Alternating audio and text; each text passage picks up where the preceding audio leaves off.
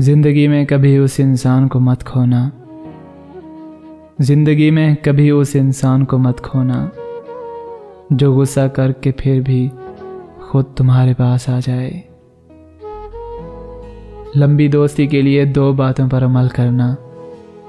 एक, अपने दोस्त से गुस्से में बात मत करना, और अपने दोस्त की गुस्से में की हुई कोई बात दिल पर मत लेना।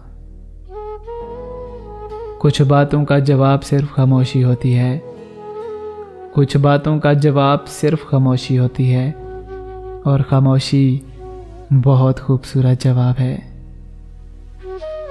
मुस्कुरा जाता हूँ अक्सर गुस्से में भी तेरा नाम सुनकर, मुस्कुरा जाता हूँ अक्सर गुस्से में भी तेरा नाम सुनकर।